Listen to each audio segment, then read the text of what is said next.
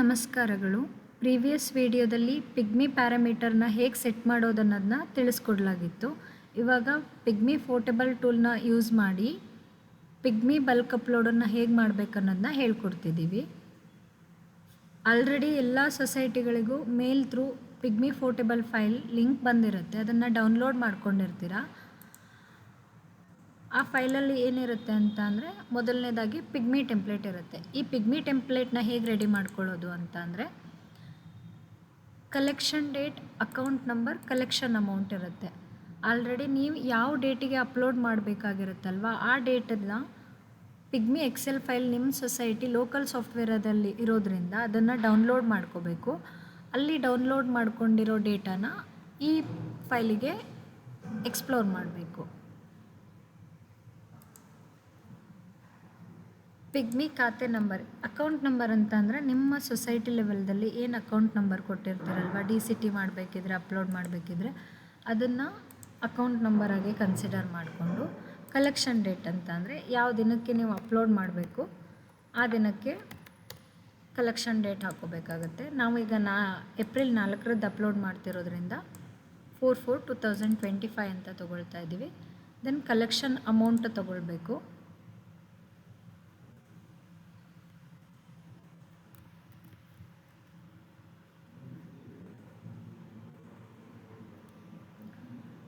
Collection date ಹಾಕಾಗಿದೆ, account number ಹಾಕಾಗಿದೆ, then collection amount ಕೂಡ ಹಾಕಾಗಿದೆ. ಇದನ್ನು ಸೇವ್ ಮಾಡ್ಕೋಬೇಕು. ಪಿಗ್ಮಿ ಟೆಂಪ್ಲೇಟ್ ರೆಡಿಯಾಗಿದೆ. ಪಿಗ್ಮಿ ಟೂಲ್ಗೆ ಹೋಗಬೇಕು. ಪಿಗ್ಮಿ ಟೂಲಲ್ಲಿ ಇಂಪೋರ್ಟ್ ERP ಪಿಗ್ಮಿ ಡೇಟಾ. ಈ ಇಂಪೋರ್ಟ್ ERP ಪಿಗ್ಮಿ ಡೇಟಾ ಎಲ್ಲಿ ಸಿಗುತ್ತೆ ಅಂತ ಅಂದರೆ, ನಮ್ಮ ERP ಸಾಫ್ಟ್ವೇರ್ನಲ್ಲಿ ಸಿಗುತ್ತೆ. ಅದನ್ನು ಹೇಗೆ ತೊಗೊಳ್ಬೇಕು ಅಂತ ಅಂದರೆ, ಯಾವ ದಿನಕ್ಕೆ ನೀವು ಅಪ್ಲೋಡ್ ಮಾಡಬೇಕು ಆ ದಿನಕ್ಕೆ ಲಾಗಿನ್ ಆಗಿ ಪಿಗ್ಮಿ ಡೆಪೋಸಿಟ್ ಸ್ಕ್ರೀನಿಗೆ ಹೋದಾಗ ಪಿಗ್ಮಿ ಡೌನ್ಲೋಡ್ ಡೇಟಾ ಪ್ರೋಸೆಸ್ ಅಂತ ಇದೆ. ಆ ಸ್ಕ್ರೀನಿಗೆ ಹೋದಾಗ ಏಜೆಂಟು ಒಬ್ಬರಿದ್ದರೆ ಒಬ್ಬರು ಏಜೆಂಟ್ ರಿಫ್ಲೆಕ್ಟ್ ಆಗ್ತಾರೆ, ಇಬ್ಬರಿದ್ದಾರೆ ಅಂತ ಅಂದರೆ ಇಬ್ಬರು ರಿಫ್ಲೆಕ್ಟ್ ಆಗ್ತಾರೆ. ಯಾವ ಏಜೆಂಟ್ ಅಂತ ಸೆಲೆಕ್ಟ್ ಮಾಡಿದಾಗ ಡಿವೈಸ್ ನೇಮ್ ಆಟೋಮೆಟಿಕ್ಲಿ ಬಂದಾಗ ಇಲ್ಲಿ ಎಕ್ಸ್ಪ್ಲೋರ್ ಡೇಟಾ ಅಂತ ಇರುತ್ತೆ. ಎಕ್ಸ್ಪ್ಲೋರ್ ಡೇಟಾನ ಕ್ಲಿಕ್ ಮಾಡಿದಾಗ ಒಂದು D ಫೈಲ್ ಜನ್ರೇಟ್ ಆಗುತ್ತೆ.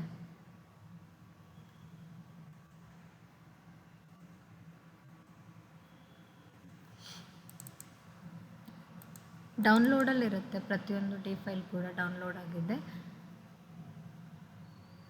ಇಲ್ಲಿ ಲಾಸ್ಟಲ್ಲಿರೋದು ನಿಮ್ಮ society account number, pigmy account number. ಇಲ್ಲಿ ಕೆಲವರು ಏನು ಮಾಡಿರ್ತಾರೆ ಅಂದರೆ 1- ಅಂತ ಕೊಟ್ಟಿರ್ತಾರೆ. ಇವಾಗ 2 ಏಜೆಂಟ್ ಇದ್ದಾರೆ ಅಂತ ಅಂದರೆ 1-1, 1-2, 2-1, 2-2 ಅಂತ ಹೀಗೆ ಕೊಟ್ಟಿರ್ತಾರೆ. ನಿಮಗೆ ಸೊಸೈಟಿ ಅಕೌಂಟ್ ನಂಬರ್ನ ಹೇಗೆ ಕೊಟ್ಟಿದ್ದೀರಾ ಅದೇ ರೀತಿ ನೀವು ಪಿಗ್ಮಿ ಟೂಲಲ್ಲಿ ಕೂಡ ಪಿಗ್ಮಿ ಟೆಂಪ್ಲೇಟ್ ರೆಡಿ ಮಾಡ್ಕೊಂಡಿರ್ತೀರಲ್ವ, ಅಲ್ಲೂ ಕೂಡ ಅಕೌಂಟ್ ನಂಬರನ್ನು ಹಾಗೆ ಕೊಡಬೇಕಾಗತ್ತೆ. As per the pigmy tool,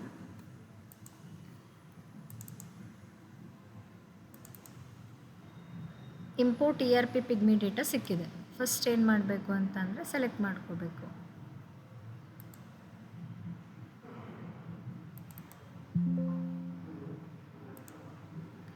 ಡೌನ್ಲೋಡಿಗೆ ಹೋದಾಗ D ಫೈಲ್ ಬರುತ್ತೆ, ಓಪನ್ ಮಾಡಿ.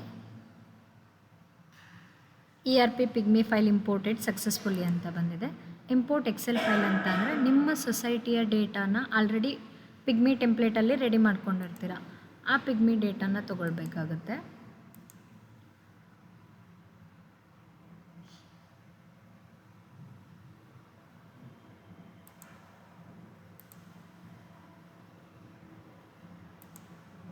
ಅಪ್ಲೋಡ್ ಮಾಡಬೇಕಿದ್ರೆ ಯಾವುದೇ ಕಾರಣಕ್ಕೂ ನಾವು ಅಪ್ಲೋಡ್ ಮಾಡೋ ಫೈಲು ಓಪನ್ ಇರಬಾರ್ದು.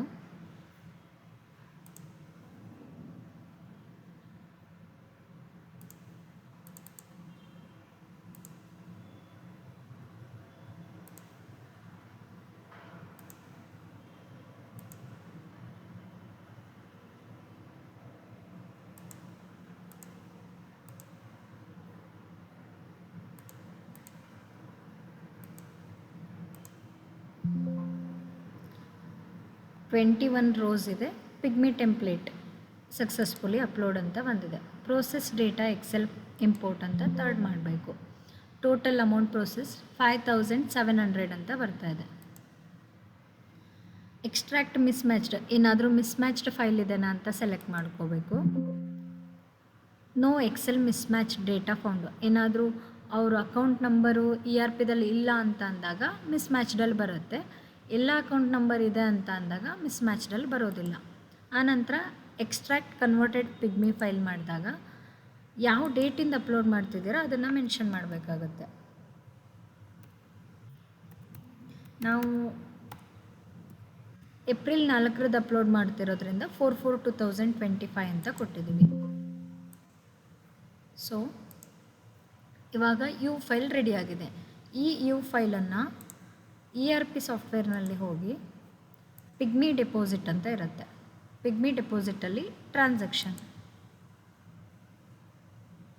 ಟ್ರಾನ್ಸಾಕ್ಷನ್ನಲ್ಲಿ ಏಜೆಂಟನ್ನು ಸೆಲೆಕ್ಟ್ ಮಾಡಿ ಪ್ರಾಡಕ್ಟನ್ನು ಪಿಗ್ಮಿ ಡೆಪಾಸಿಟ್ ಅಂತ ಸೆಲೆಕ್ಟ್ ಮಾಡಿದಾಗ ಓಚರ್ ಟೈಪ್ ಕೇಳುತ್ತೆ. ಓಚರ್ ಟೈಪನ್ನು ಕ್ಯಾಶ್ ಅಂತ ಸೆಲೆಕ್ಟ್ ಮಾಡಬೇಕಾಗತ್ತೆ. ನೀವು ಬಲ್ಕ್ ಅಪ್ಲೋಡ್ ಮಾಡಬೇಕಾಗಿರೋದ್ರಿಂದ ಈಸ್ ಡಿವೈಸ್ ಅನ್ನೋದನ್ನು ಚೆಕ್ ಇನ್ ಮಾಡಿದಾಗ ಚೂಸ್ ಫೈಲ್ ಆಪ್ಷನ್ ಅನೇಬಲ್ ಆಗುತ್ತೆ. ಆಗ ಚೂಸ್ ಫೈಲ್ ಕೊಟ್ಟಾಗ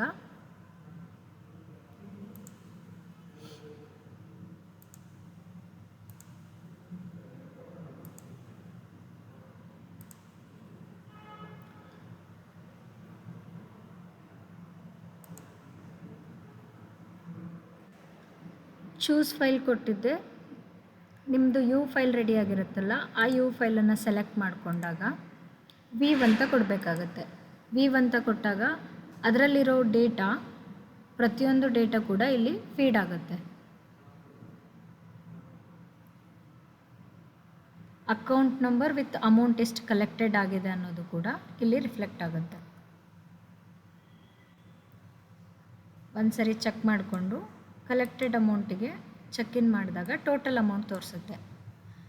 ಎಷ್ಟು ಅಕೌಂಟ್ ಸೆಲೆಕ್ಟ್ ಆಗಿದೆ, 21 ಅಕೌಂಟು. Total amount 5700. ಸೊ ಈ ಅಮೌಂಟು ನಮಗೆ ಟ್ಯಾಲಿ ಆಗಿದೆ ಅಂತ ಅಂದಾಗ ಸೇವ್ ಮಾಡಿದರೆ ಆಯಿತು.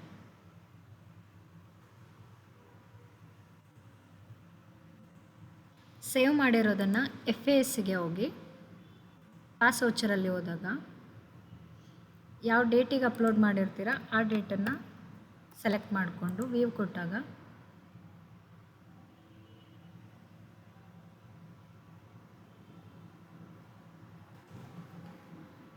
ಕ್ಯಾಶ್ ಆನ್ ಹ್ಯಾಂಡಿಗೆ debit with credit to individual pigmy account ಆಗಿರುತ್ತೆ. ಕೆಲವು ಕಡೆ ಕ್ಯಾಶ್ ಒಂದು ಎಂಟ್ರಿ ಇರುತ್ತೆ, ಕಾಂಟ್ರಾ ಒಂದು ಎಂಟ್ರಿ ಇರುತ್ತೆ. ಅದನ್ನು ಹೇಗೆ ಮಾಡ್ಕೋಬೇಕು ಅನ್ನೋದನ್ನು, ಪ್ಯಾರಾಮೀಟರ್ ಹೇಗೆ ಸೆಟ್ ಮಾಡ್ಕೋಬೇಕು ಅನ್ನೋದನ್ನು ಪ್ರೀವಿಯಸ್ ವೀಡಿಯೋದಲ್ಲಿ ಹೇಳಿದ್ದೀವಿ. ನೀವು ಬೇಕಿದ್ರೆ ಇದನ್ನು ಡೇ ಬುಕ್ಕಲ್ಲಿ ಕೂಡ ನೋಡ್ಕೋಬೋದು, ಹೇಗೆ ಬರುತ್ತೆ ಎಂಟ್ರಿ ಅನ್ನೋದನ್ನು.